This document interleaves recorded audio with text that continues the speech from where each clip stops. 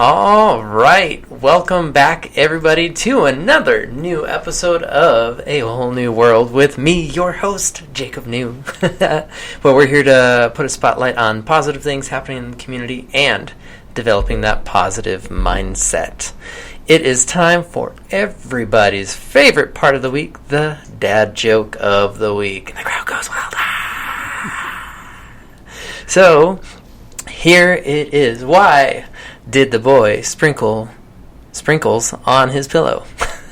Sprinkles. Because he wanted sweet dreams. But jokes. We got those.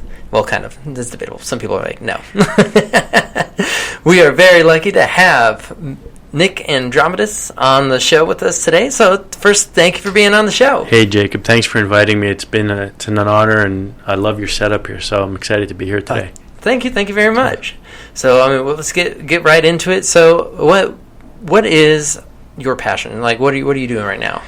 So I'm a full-time real estate investor, primarily 100% in apartment syndication. So what I do is I go out and I look for apartment deals, 150 plus units, and I'll pull people's money together to take down this project. A lot of people think that it's only institutional money, but there are people that are doing this all over the country. And if you're not comfortable with the stock market because you don't have control of the stocks that you buy, at least here you're buying a tangible asset. You get monthly financials from us. We have to get to know the investors. You get to know the sponsors. You get to feel them out.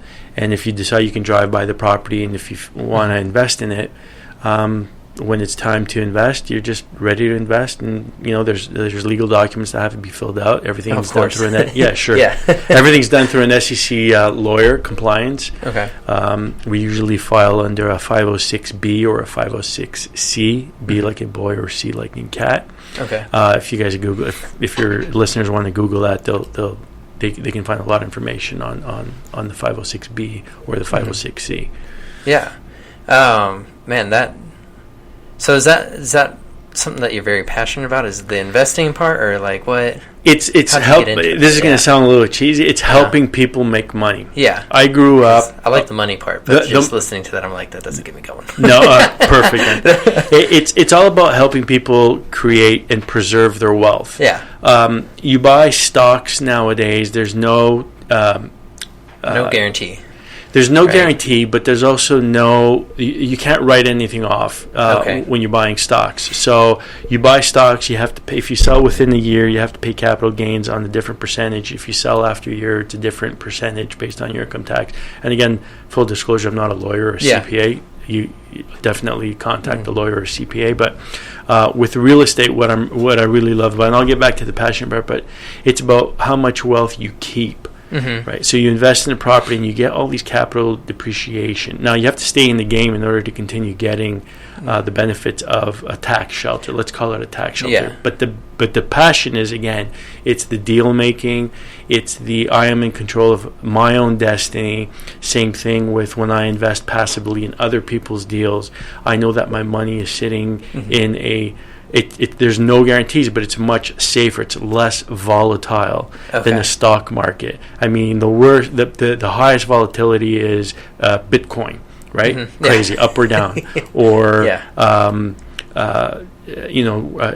playing the foreign exchange. That thing just goes up and down, second by second, minute by minute. Yeah.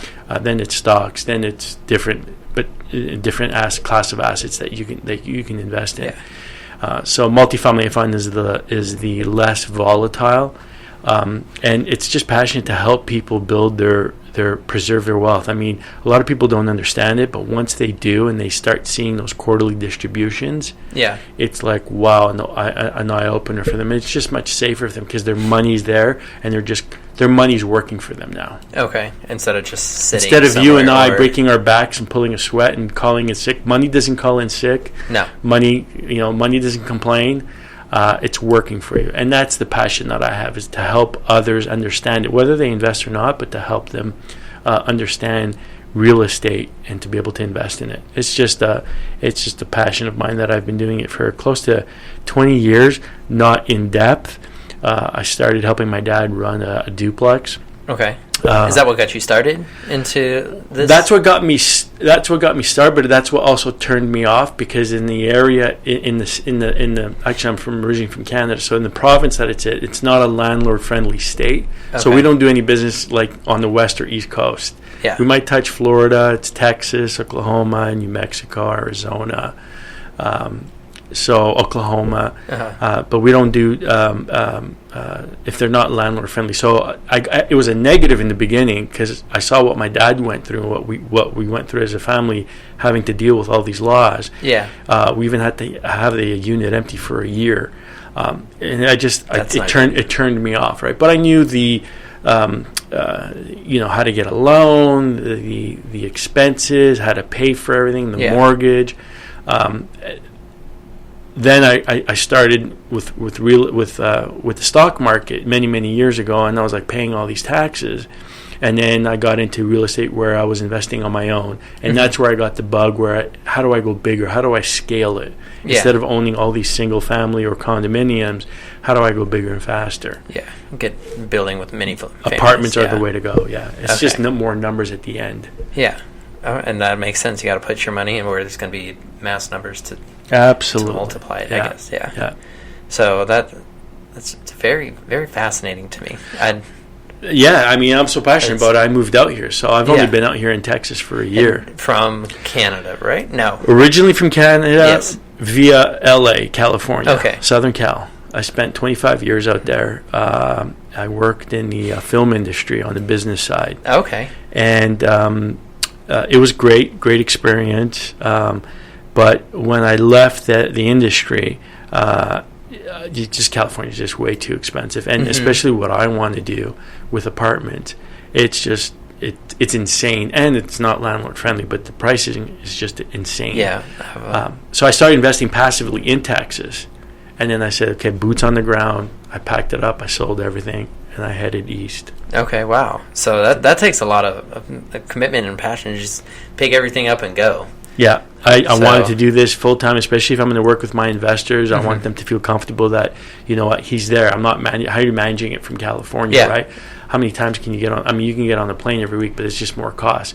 And it's just Texas is the place to be for the next 20, 30 years. It's growing leaps and bounds. Oh, yeah. There's all kinds of people moving. I think, what is it, like 100,000 people at least a month are moving in? A year. Just a year? Okay.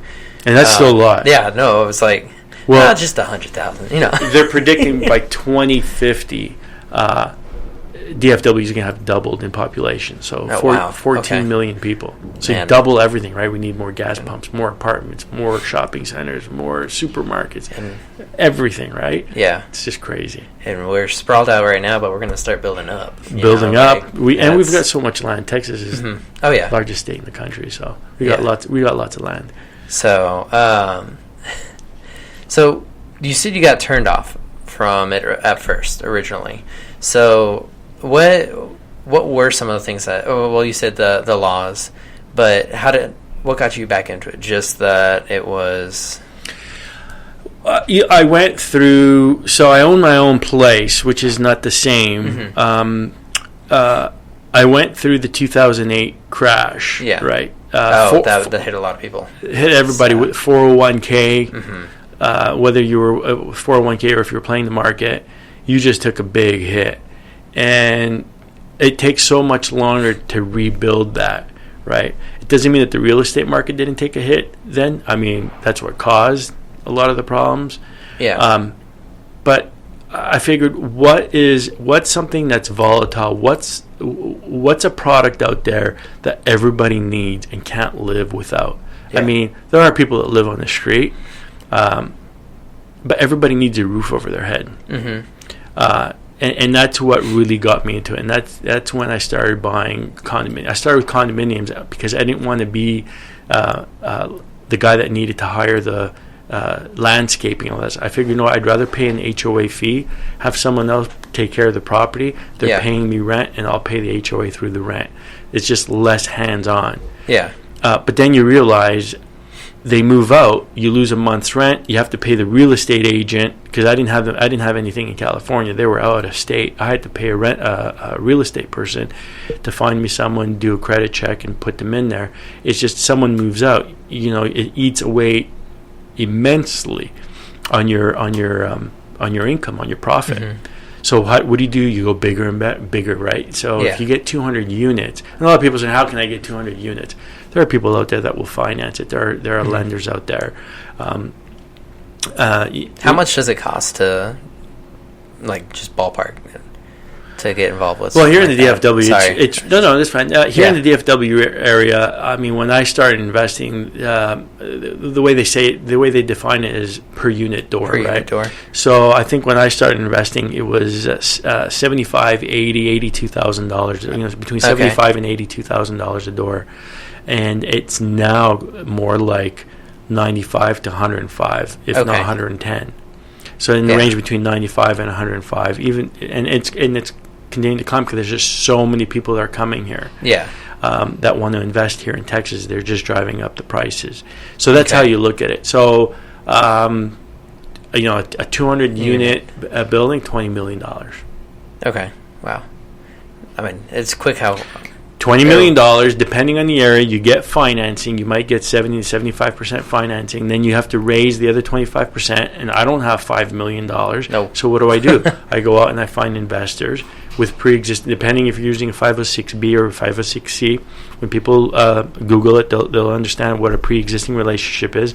You go to your pre-existing relationship people that you know, and you can't, depending on which SEC law you use, either the B or the C, you raise the money, and they're equity partners. Yeah.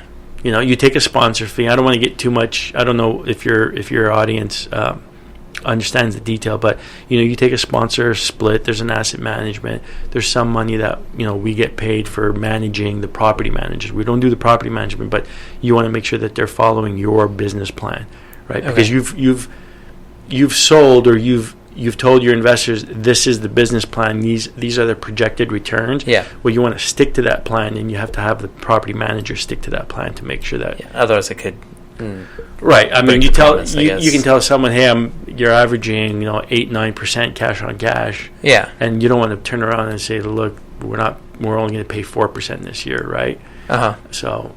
You really want to keep to the plan. See, that's what an asset manager does. They make sure they stick to the plan and find other ways of increasing the revenue for the property, whether it's start leasing out parking spaces, valet trash, all sorts of things, or you upgrade the units. The biggest added value is updating the units, right? You're buying 80 style buildings with 80 style kitchens, and you want to upgrade them to either black appliances or stainless steel, depending what the market allows for in the area. And you try, and people feel a lot better. You're offering a service to people to come home and enjoy their environment. And not everybody likes to go retro. No. I don't think a lot of people want to walk into a 1970s, orange fuzzy carpet, shag carpet on the walls. Exactly. Yeah. So, I'm sorry. I just pictured somebody just putting their face on a wall and just this is nice. with those lamps, those freaking disco. Yeah, I've seen some crazy stuff. It's just nuts. What you see is oh my god, how people. We need to update. Yeah, definitely. Yeah. Oh man, that is great. So, so you have a passion for real estate and helping people invest their money. What other passions have you had? You did film for, what you said, 25 years? I was in film from 95, 17 years. Mm-hmm. Oh, 17 years. Was it 17 years? 95 to that's more. What was that? Close to 25 years. 25 years. Okay. Yeah. Sweet. Did I have a passion for the film industry on the artistic side? No. Okay.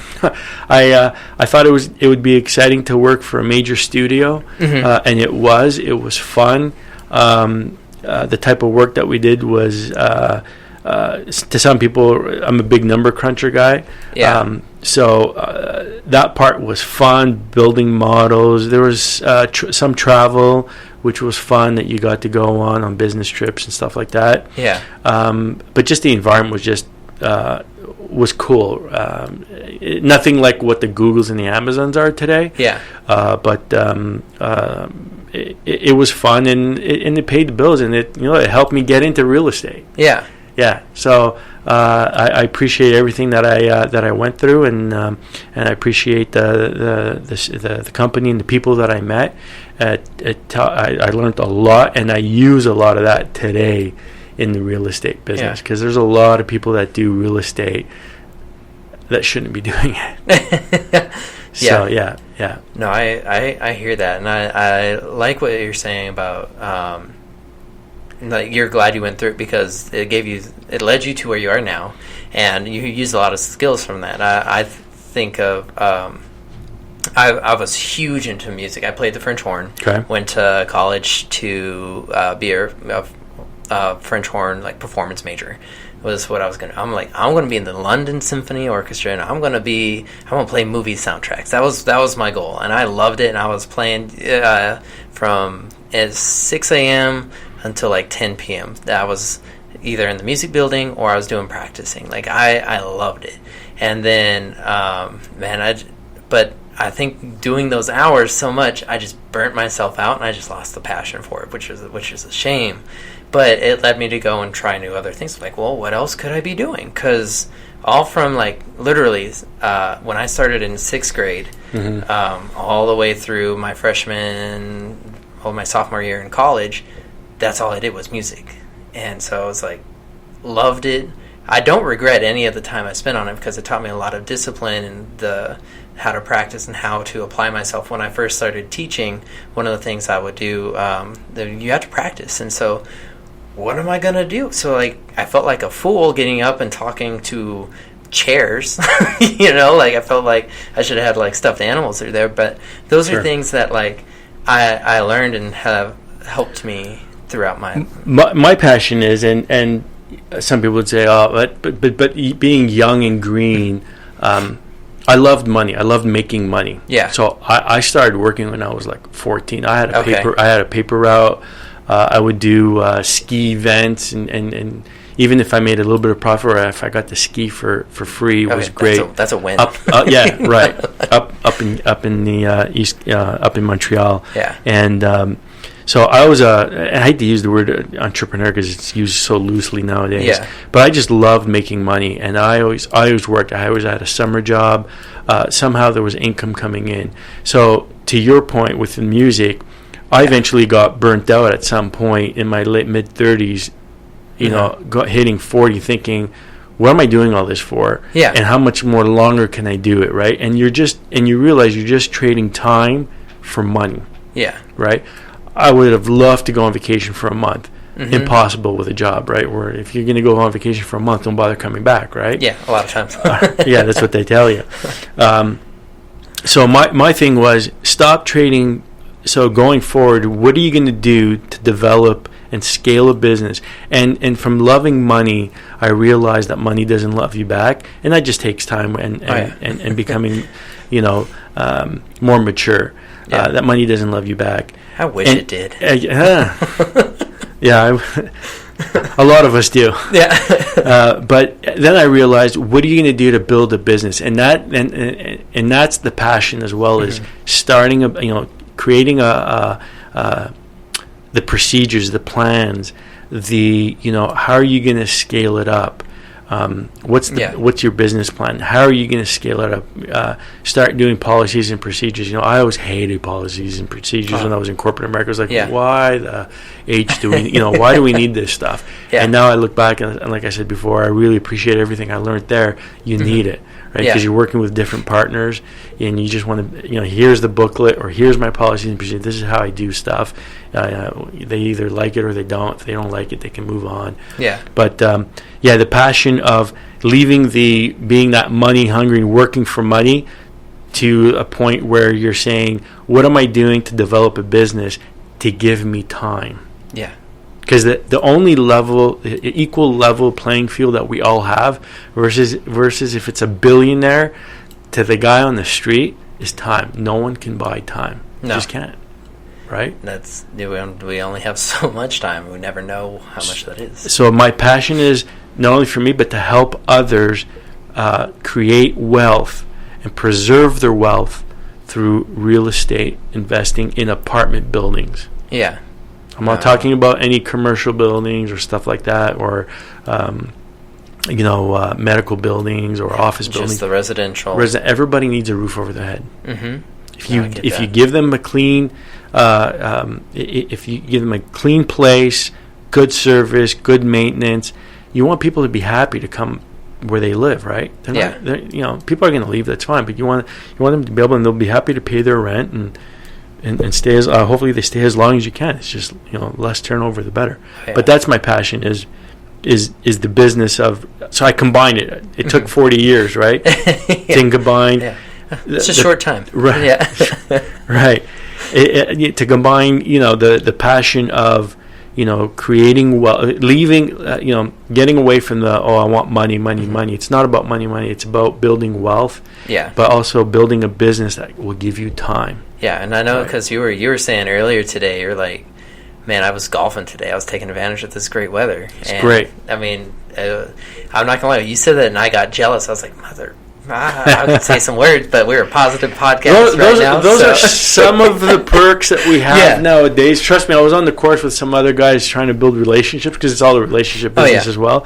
But the day I left corporate America, I haven't looked back once. I learned so much. Mm-hmm. I mean, if I had to, never say never, but and I don't want to create that environment either in my business going forward. But you've got you wake up in the morning. I'm up usually at 5:30, 5:45. Yeah. I try to work out every other day. Mm-hmm. But I'm up, emails, just making sure everything's on track, and then like today, get your golf gear and head out, and absolutely. That's nice. Yeah, we went outside for recess today. It was pretty awesome. Yeah, that's right. You teach. Yeah. That's hilarious. The kids. They played tag, and I don't. I'm sure you've got other questions, but and I don't want to. I just want to send out the message in there that it's not. You're making money. It's not that we're filthy rich today. We're working on a business, right? Mm-hmm. But everybody says, "Oh, I can't do it." Anyone can do it if you set your mind to it. Yes. Right. Don't let your beliefs get in the way, because we all have those. I'm going to call them not demons, right? But it's acknowledge them and push them out of the way as fast as you can. Yeah. Right? We all go through that. Trust me. I wake up in the morning thinking, oh, God, what am I doing today? But it's like, no, I've got this. Move forward. Lean into it and face it. Embrace the challenges. Embrace the challenges. Absolutely. And people say, oh, that only the rich can make. No, it's not. You've got. There's opportunity there for anyone and everyone. You just have to have the right mindset. Oh yeah, no, and I love that you say that, because I think a lot of times we're our own worst enemies, and that's part of the reason why sometimes we lose passion. And when I say I got burnt out, I mean I was just looking around, and you're just freshman year in college. I mean, you're surrounded by all these different people, all so much people, so much great talent that's out there. And for me, it just kind of was like my own self-doubt, I think, played a part in me becoming getting to that burnt out stage and just kind of losing that passion for it. And so now going through some stuff, I'm looking back, I'm like, ooh, what was I thinking? But it's led me to where I'm at now, and I don't regret it. But absolutely, everything leads. I mean, if you don't go through the hard knocks of life, mm-hmm. You have to realize, you have to go through that yin and yang, right? Mm-hmm. You don't know what happiness is unless you're sad. You don't know what sad is unless you've experienced happiness. It's the same thing with work, right? Or with anything else in life. If you don't experience the ugly, how are you going to experience the beautiful or know what you want? Look at and 40 years old is still young. Yeah, I mean, I hate to say it, that was 9 years ago, but it's 40s, 50s, 60s are still young. You've got so much road ahead. And so there's so many things to go out and do, and travel and see it. You learn every day. Yeah. Right? So And that's one thing. Never stop learning. Never stop learning. Absolutely. And have passion. Be passionate about it. Focus on something. And look at me. I was in corporate America, and I left when I was 43. Yeah. From that environment. I was lucky. I invested in some real estate, so I had dipped my toe in it, but I wasn't doing it full time. I came out and I started doing it full time, and I haven't looked back since. It's been 7 years now. Yeah. And that's crazy. But it's not finding your passion and like realizing things that you really want to do and pursue is not going to happen. Like, I'm going to sit down with a pen and paper today, and guess what? I'm going to figure it out. And like, you do that, you call me, you let me know what you did.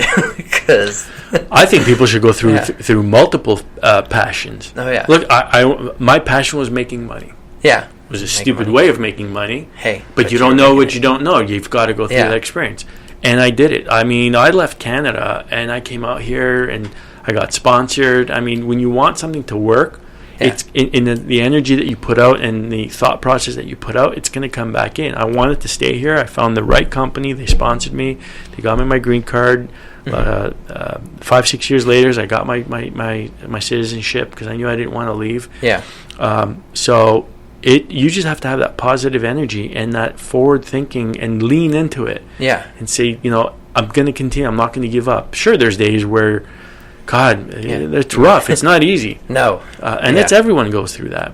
Yeah, and sometimes, again, this is just me personally. Like, I get in my own head about that. Like, I have those bad days, and I just like, but I'm like, everybody goes through it, like you said, and I like.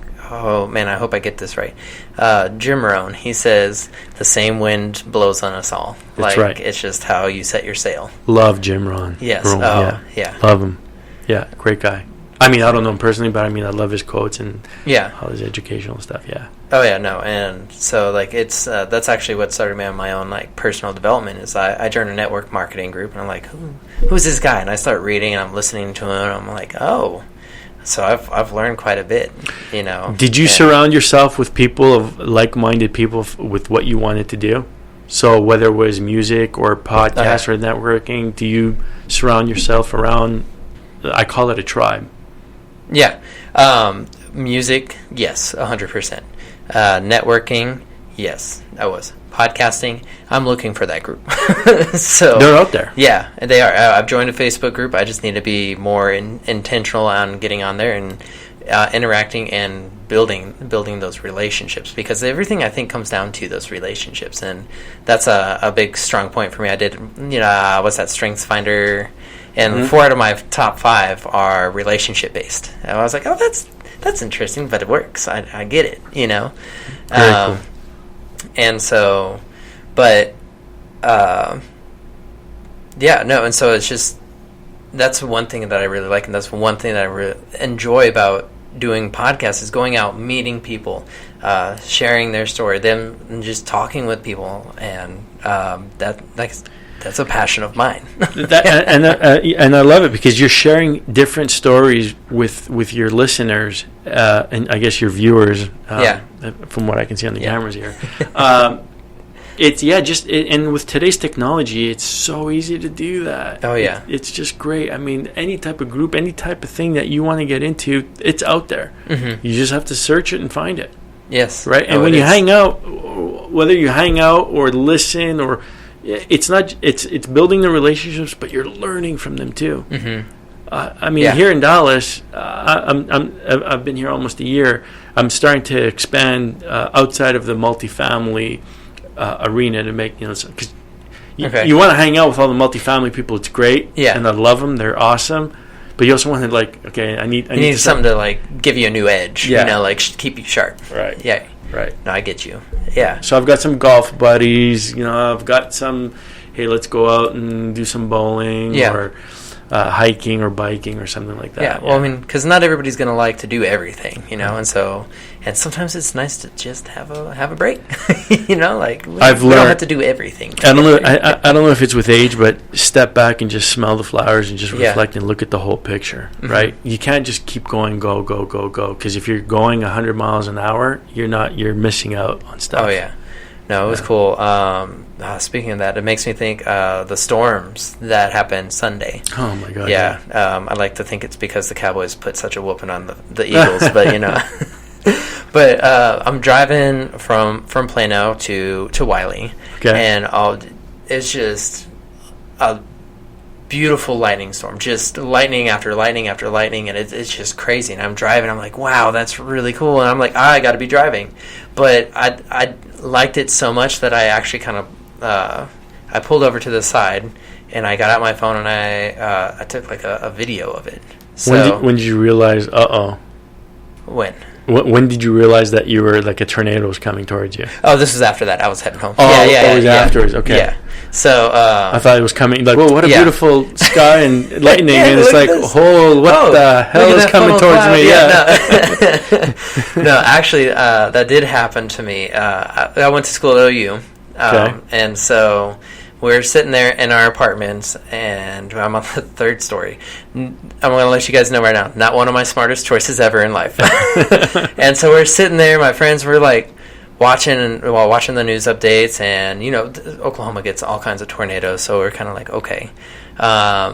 Just chilling in our living room watching, and all of a sudden we see our apartment building complex, and we're like, oh, no way.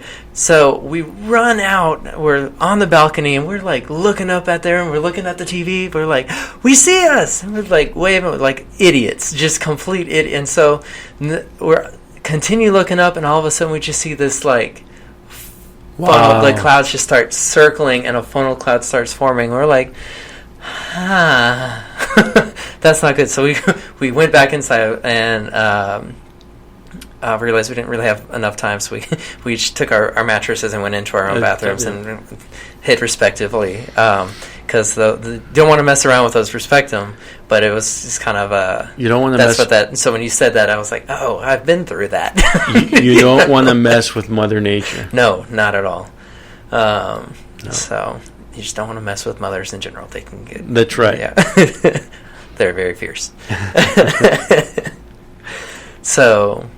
But now we've gone off on that tangent. I made myself seem like you see how funny that is, where you go from where do you get your passion from to talking about tornadoes and mom? I think it was destined for me to be a storm chaser at one point, but I never found that passion.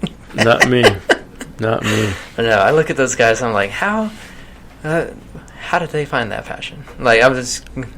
They're adrenaline junkies. Yeah. And it's just crazy. I mean, like some people like doing stuntman stuff. I'm like, I don't really enjoy jumping off of buildings and stuff. That's not me. No. So no, I hear you. But it's just cool to see what other people end up becoming passionate about, and like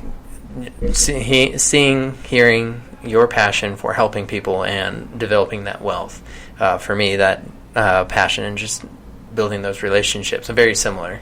But it's just very interesting, because when you find out those passions, you start to get to realize who people are, and like that's just so cool. I agree. It's and like I mentioned before, I think people go through different stages of passion through their life, because you learn, right? It's like you think you want to do this, you do it, and it's like it's not fulfilling. What's next?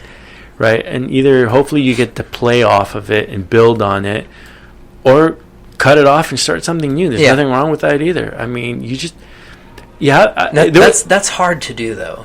It is because of our beliefs. Yeah. So I was just tired of, I was in a phase where it was so hard to get up in the morning to go do something that I just didn't like. Yeah. Right? It didn't fulfill me. It wasn't doing anything to make a difference. And then, I've always had real estate, and you think about, hey, you're offering a service.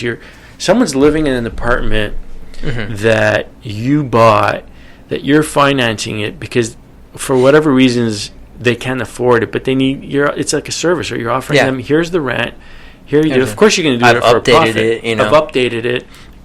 And you're offering a service to people, and that's one thing that I love to do. And you don't want to be a slumlord, because you're not going to make it, right? No.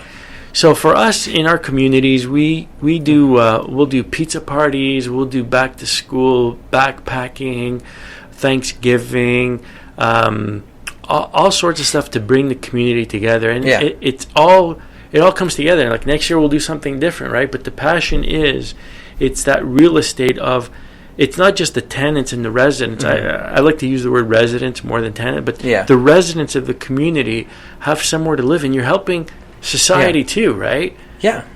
So no, I get that, and you're making money, but not at the expense of others.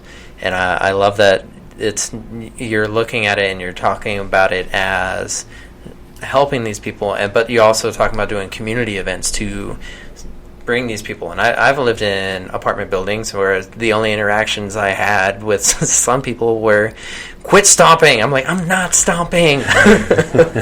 You know, you're gonna get. Remember, someone's floor is always someone else's ceiling, or vice versa. Yeah. But it's a win-win situation on both sides, right? You're helping the residents. It's a service that you're offering. It's you know, people say, how do you get all this money? Back to the lending. The government. If the government wants you to do, governments want us to do this stuff because they can't do it, and they don't want dilapidated properties. They don't want boarded up windows and stuff like that. So we're in there. We're keeping it up to date. Well, we do the best we can. You know, great economy here as long as the jobs continue to grow. Yeah. But you also have to be prepared for a slight downturn, right? Because I'm not saying. If it happens, it's when it happens, right? Yes. There's always a cycle. But just be prepared for that stuff. And, and now you're helping the tenants. They live in a great community. They're coming home. They're more motivated to work or have a family and all that other stuff. And then you're helping the investors on the other side build some wealth. Yeah. And preserve their wealth. And they're saying, look, I want to be able on the beach, and I know I'm going to have X amount principal. I want it to be working for me. I can't work till I'm 80, 90 anymore, which some people have no choice to. Oh yeah, nowadays too as well. Yeah, it's a tough to think that way too. Like, man, keep doing and like exchanging that time for money is hard to get out of. It's tough, you know, but it's up to someone to do it, right? You can't force someone to do that. No. So whether your listeners pick up a book and start reading about some keywords out there, cash flow or residual income, stuff like that, but they have to be comfortable doing it. You know, someone tried to get me into multi-level marketing. Yeah. Can't do it. I can't sell it. Yeah. I'm more comfortable asking for someone where I know I'm asking them for money because they're going to get a return on it. Yeah. I can't sell something to someone if I don't believe in it. And then they're off on their own to make that money, because it's hard. It's hard being a salesperson, right? Oh, it is. Sales is very hard. So give me. I'll give you. Give me $500 and I'll help you build the team. Well, I don't know if they're sales people. I'm not. I mean, I'm a good salesperson, and I'm more comfortable talking to someone about, hey, $50,000 investment, $25,000 investment. Here's your return over X amount of years. This is how we're going to do it. I'm more chill doing that. Oh, yeah. And remember, people can smell a rat from a mile away, right? So if you're selling them something that you're not comfortable, then they're going to know, and they're not going to buy into it. Yeah. So I had and it took me this long to figure it out, that's what I want to do. And I'm comfortable sitting with people and explaining the process and how it works, and what the returns are and what we do, what we don't do, and all that other stuff. Yeah, well, I mean, you don't want to be doing something uncomfortably. I don't think that was my best sentence ever, but you know. It was good enough. I was sitting there, I was like, I teach math and science. No, but for that reason, and so if you're doing something and you do feel that uncomfortableness, you might want to explore other options. I mean, maybe it's not for you. That's right. I mean, just because it's somebody's cup of tea doesn't mean it's yours. I don't even like tea. You know, like, just give me some water. Yeah. Or, instead. That's how I feel. Like, tea's not strong enough for me. Like, people are like, have you tried this tea? Have you tried that? I'm like, no. Well, you just got to add this. If I have to add so much stuff to it, like, what? No. I don't mind trying it, but I'm give me my coffee black, and we're good. Yeah. Yeah, some good coffee, yeah. So, but then there's some people that, like, they're like, no, you got to add all this stuff. I'm like, no, that's... no. Not my thing. Yeah, yeah. So, and that's what it comes down to, is realizing what is it that you like, and you kind of have to sit there and it takes time. It's not gonna like you said. You're not gonna sit down with a pad of paper and a pen and figure it out. It's being out there. Yeah, and going through those experiences and taking those licks. That's right. That's right. But yeah, so if you're listening out there and you're like, man, I want to do it, go out there, try something new, see if you like it. Absolutely. And either find a meetup. I'm sure there's meetups for everything out there. Oh yeah. Local YMCA, your church, anything. You'll find what you want. And again, just find your passion. And just because you picked it doesn't mean you're locked into it. No. You can always get out of it, right? That's what I tell people. It's like, all right, give it a shot for 6 months. If it doesn't work out, next, move on. So, I mean, and coming from me and experience, I mean, sometimes like I had a teaching, all right? I love working with kids and helping them grow, but eventually I do see myself, I want to go. So I'm continuing to work until I find that other thing. And so we're not saying quit your jobs. Is what I'm saying. Keep working, keep doing your thing, but while you're working, look for other things. Yes, you still have to pay your bills. You still have to support. If you've got a family, you still have to put food on the table. Yeah, exactly. Thank you for. Don't quit your job. Don't do that. Start working on it. I did it as a hobby. Mm-hmm. I was investing as a hobby. Right. I was spending time on this, looking at stocks and buying puts and calls and trading options and all that stuff. I spent it took an hour a day, let's say 45 minutes to an hour a day. Then I started looking at apartment buildings. I started reading up on stuff like that and starting investing and looking at, profit and loss statements and stuff like that from people that were sending. So you start as a hobby. Start slowly. I didn't get into this full time till a year ago, till I moved out here. I mean, 6 months before I moved out here, yes, I was flying back and forth. But then I realized, okay, what are you doing flying back and forth to LA, right, or Long Beach? But don't jump into it. Yeah. Especially if you've got a family and people that depend on you. Yeah. Absolutely. 100%. So, wow. Man, this has been an amazing conversation. I've really enjoyed having you on the show today.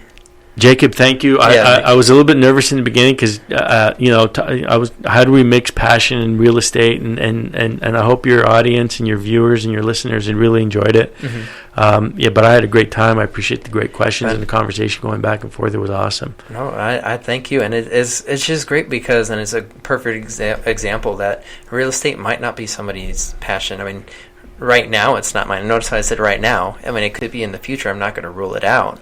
But right now, I'm not like, it's not, like I said, it's not something that gets me like, whoa! And just like teaching is not every other people's passions either. Like, kids? What? No. So it's just, we're just sharing what gets us going. What gets us going, and there's a million things that people can be passionate about. A chef, a cook. Yeah. Whatever it might be. Oh, man. I wish I was a better cook. That's one thing I'm going to try. I was lucky. Yeah. My dad was a chef, was a cook, and I'm like that. I learned how to cook from him, so I don't go hungry. That's what's up. I like it. Yeah, that was his passion. I like. So it was awesome. Yeah. Dope. I like. I got a crock pot, and I'm going off into a rabbit hole. But I like using those because it's perfect to like let it cook while you, and then when I come back, it's ready. Best way to cook. So. I'm gonna slowly get into that, and who knows? Maybe I'll be on like next Top Chef or something. There you go. There you go. I like it. So, thank you to everybody out there who has been listening, and we hope that you found some value from our conversation today. Like we said, if you're looking for your passion, best thing is just to go out, try some new things, and y'all just give it time. It's not gonna happen right off the bat. So, and if you know anybody who's looking for their passion, you think they could benefit from listening to this, please share it with them. We're on all platforms, Spotify, iTunes, iHeartRadio. So this has been another great episode of A Whole New World. And if you only learn to do one thing, learn to make a difference. Y'all have a good night.